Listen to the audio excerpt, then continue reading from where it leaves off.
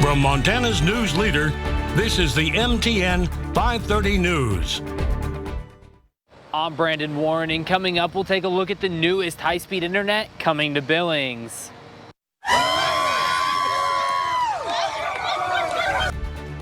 And there's nothing like seeing a geyser in full force in Yellowstone National Park, but there's one that's now slowing down.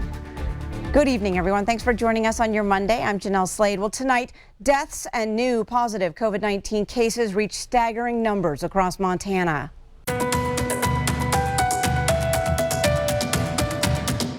10 more deaths reported today, 7 of them right here in Yellowstone County. Now, the victims ranging in age from their 20s to their 90s.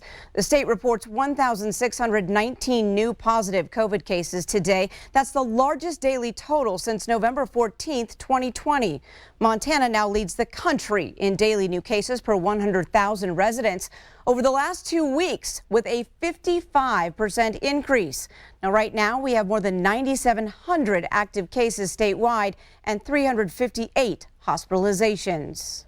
These numbers pushing the State Board of Pharmacy to issue an emergency order. Now, that order to help pharmacists get more vaccines out to Montanans. It gives Montana pharmacists authority to oversee nurses and more pharmacy technicians. Missoula pharmacist and drugstore owner Eric Beyer says pharmacists need more bodies to meet a surge in demand.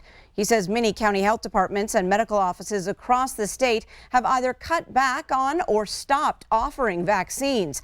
Now, that means that pharmacies must carry that extra load. The rule had been in place but was removed when Governor Greg Gianforte lifted Montana's state of emergency order in June. Beyer says pharmacists asked the governor to reinstate that rule, but he declined, so they asked the Board of Pharmacy to do it. The positive case count also making a big jump across Yellowstone County, but the increase isn't stopping thousands from flocking to the Magic City to let loose and enjoy some country music. As Q2's Andrea Lutz reports, if you are heading to the Luke Combs concert Tuesday night, be ready to get through the doors a little quicker. Come Tuesday night, some 10,000 people will be rocking out here at First Interstate Bank Arena. This is going to be one of the biggest concerts that Metro Park has seen in recent weeks. But as you know, there's been a rise in COVID-19 cases, so there are going to be some changes. Here inside the arena, the calm before the storm. This is a big one. This is the biggest show since Garth Brooks. With tickets in hand, Drew Kierlieber has been waiting for this one for quite some time. So Luke Combs has got, I think, one of the most pure voices out there. This has been a long process because I bought tickets for him in 2020, but with COVID and everything going on, it's just been long, but I'm really looking forward to it. Metro Park General Manager Bill Dutcher says preparation started weeks ago with COVID in mind. Everybody's head's in the game to make it as good as we can. Here's what concert goers can expect. Extra entry doors by reversing exit-only doors and rerouting floor guests. In this particular show tomorrow, the stage will be in the middle. So the whole arena will be surrounded. So we'll be able to let people with floor tickets in. They'll be able to line up at our southwest doors. Adding a no-bag express line and early merchandise sales outside so crowds don't form. The goal is to get people inside quickly. We have a lot of signage out letting people know that there'll be areas where you can get right into the building. We have 30 scanners. It'll be the most we've ever had to scan your tickets. Montana has seen a massive spike in COVID-19 cases in recent weeks. Masks are not required inside, but encouraged. It's something Kierlieber says is on his mind, but it won't stop him from going. I think there's always a little concern just because we don't fully know about everything, but I think getting back to normal life is definitely a good step in the right direction. In Billings, Andrea Lutz, MTN News. TDS Telecom has began laying fiber lines in downtown Billings, and they hope to start offering high-speed internet soon. We're going to be building 500 miles of fiber optic cabling that's going to go throughout and all over the terrain of Billings. So we started in earnest this week. You'll see some productivity performance this fall. TDS will become the first utility in Billings to offer a fiber optic network which could mean internet speeds twice as fast as anything currently on the market. It's an extensive build. We're hoping to provide high-speed fiber optic broadbands to about 40,000 residences and businesses. So we're really looking to capture each nook and cranny of Billings. TDS says along with their internet services, they will offer television services as well. The company's website does not have pricing details for Billings yet, but they say it will be competitive. They also do not have plans to expand to the rural communities outside of Billings city limits. Yeah, so we're hoping to cover the vast majority of the entire community. So that's 40,000 residential and business customers. And again, they'll all have that full suite of services with 2 gig as the highest speed. But our entry-level speed is 300 meg symmetrical. TDS says their network will reach roughly 40,000 homes and businesses. In Billings, Brandon Warren, MTN News. Construction on Phase 2 of 6 of the Billings Bypass project is moving along well on schedule, with crews well underway with a roundabout on 5 Mile Road in the Billings Heights. Montana Department of Transportation crews were tamping down dirt around the new roundabout on Monday.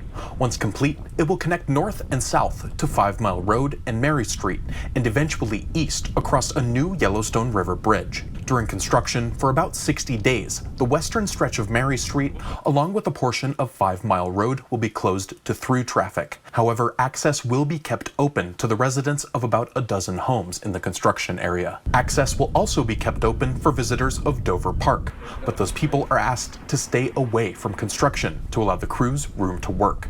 Work on the roundabout and repaving about 1 mile of Mary Street is expected to wrap up in the first week of November. Meanwhile, progress on the Yellowstone River Bridge is also moving along on schedule.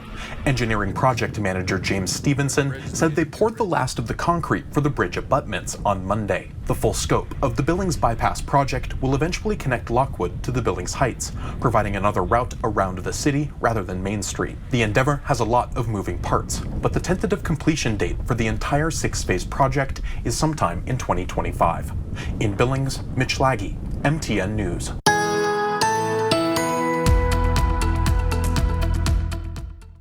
And Ed McIntosh joining us now with some pretty pictures. That's right. Mountain snow over the weekend. We'll start Big Sky Resort, where they actually picked up 4 to 6 inches of early season snow. You can see the mountain peaks picked up a little bit more along the way there, with some scattered light snow continuing even into this afternoon in many of the higher elevations from the Crazies, the Beartooths, over towards the Bighorns as well. But Big Sky Resort really started to accumulate as we got into the weekend. Over the next several days, we'll look for those temperatures to steadily warm. We're going to feel pretty fall-like for several days, even above average temperatures over the weekend. We'll break down all the forecast details, including rain showers and snow showers in the area now in just a few minutes. Pro-life advocates are now prepping for a 40-day vigil set to begin Wednesday outside Montana clinics that offer abortion services. MTN's John Riley spoke with organizers about why they gather and their take on the newly passed abortion laws. This week, 40 Days for Life will begin their fall advocacy for the end of abortion. While new laws have significantly changed access to abortion in Montana, advocates say more needs to be done. 40 Days for Life General Counsel Matt Britton was the featured speaker at the Helena kickoff this Sunday. The international advocacy group has members gathering outside clinics that provide abortion, which Britton says is to show those seeking an abortion that people care about them and their unborn child. Not condemning, not judging, but praying and fasting to hope that a mom will choose life for her unborn baby and to offer positive alternatives. Britton and other anti-abortion advocates MTN spoke with said it's important to support the woman, not just there at the moment outside the clinic, but also with other assistance they may need even after the child is born. 40 Days of Life members recognize that both national and state politics have significantly changed.